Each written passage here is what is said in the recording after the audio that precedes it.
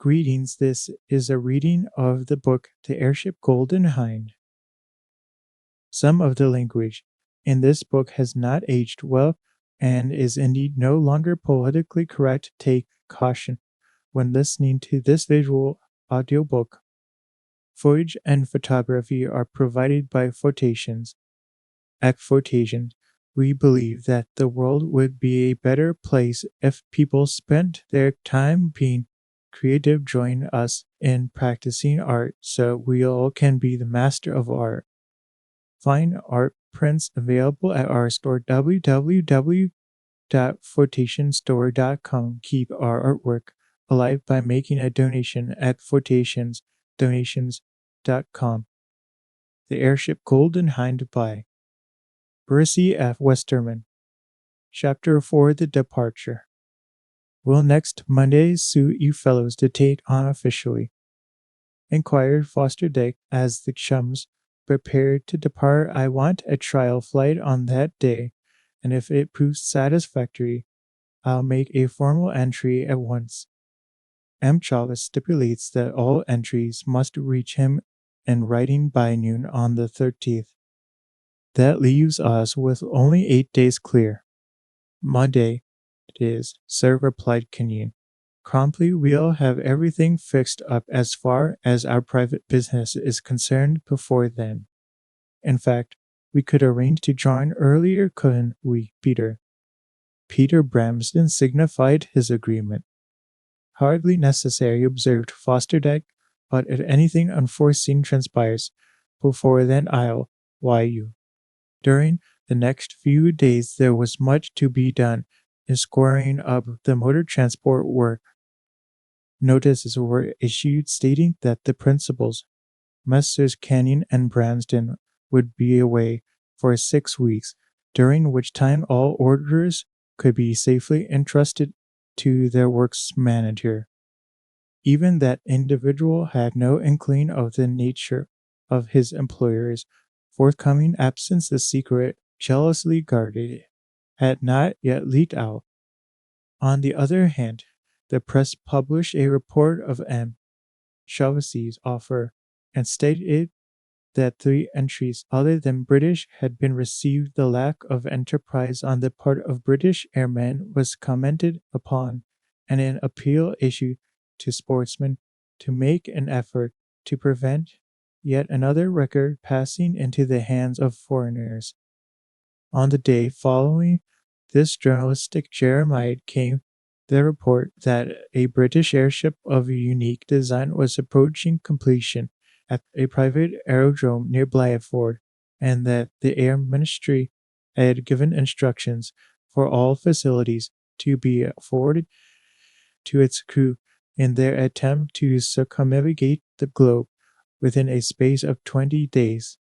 Details, both erroneous and exaggerated, were given of the mysterious airship, together with plans that were as unlike those of the Golden Hind as those of a modern dreadnought would be compared with those of Drake's famous ship.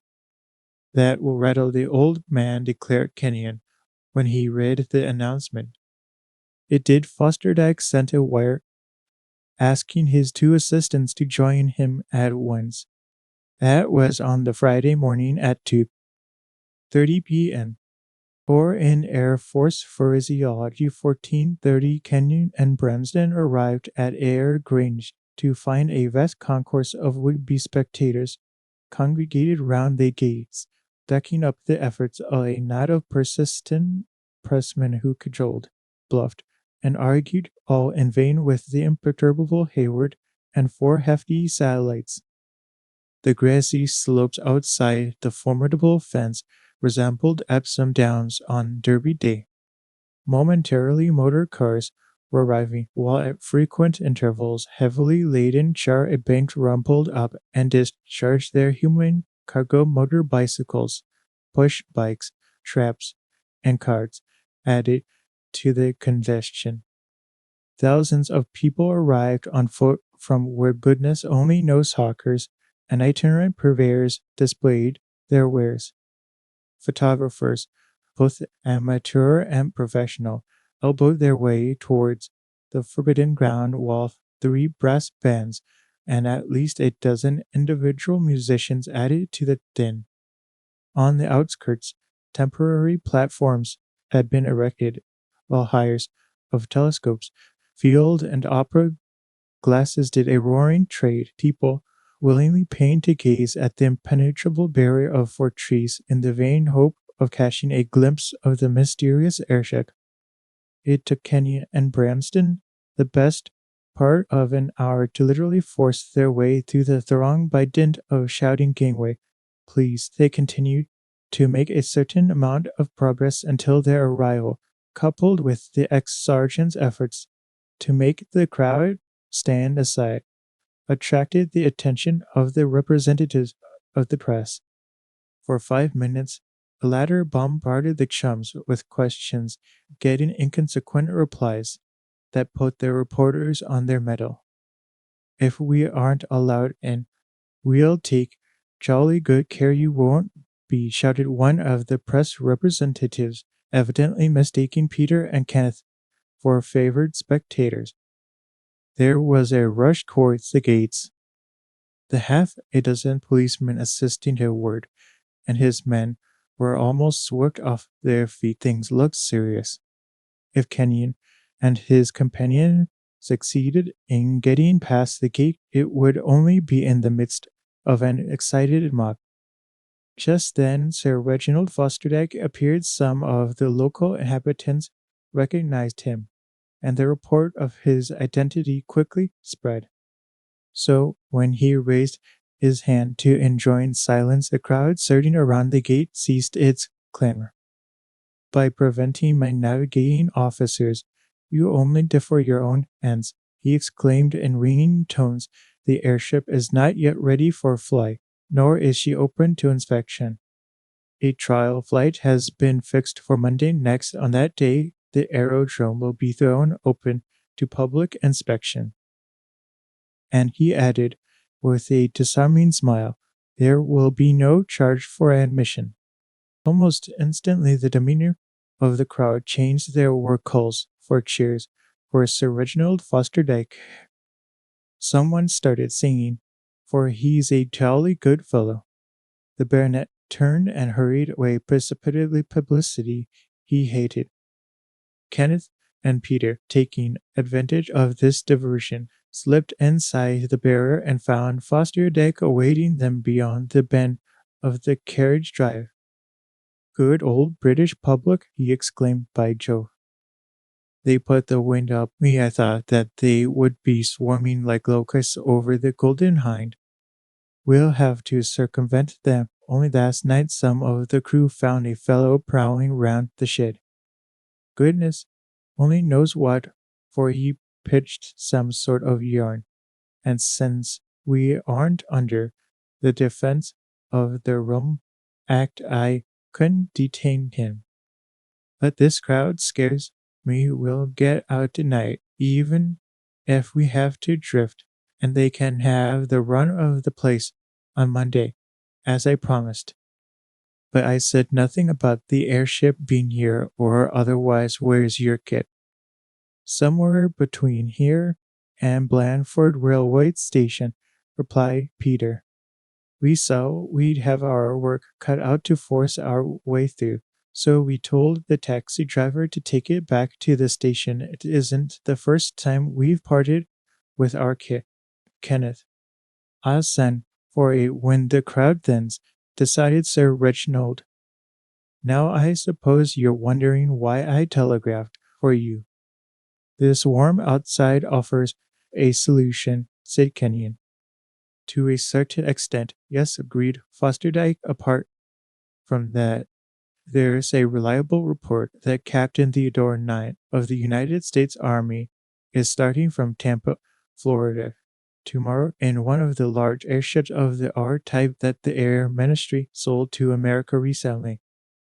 That forces our hand will have to be at the starting point minus 1,100 miles away by tomorrow midday, so as to replenish petrol and commence the competition. Flights go for midnight.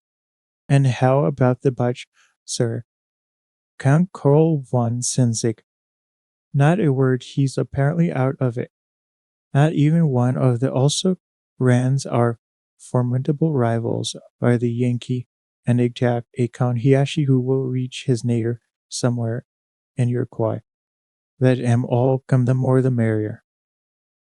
All hands, including the workmen and mechanics who were not participating in the voyage, assembled in the large dining hall for an impromptu farewell dinner, and to them the baronet broached the subject of the hurried departure of the Golden Hind. The meal over, the task of getting the huge airship out of her shed began. Even though the wind was light, the work was by no means simple.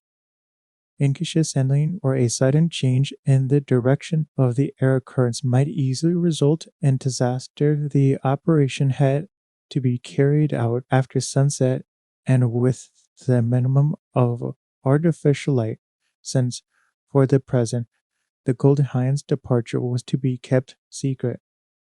With her ballonets charged sufficiently to give her a slight lift, the airship rose until the base of the fuselage was a bare 3 feet from the ground.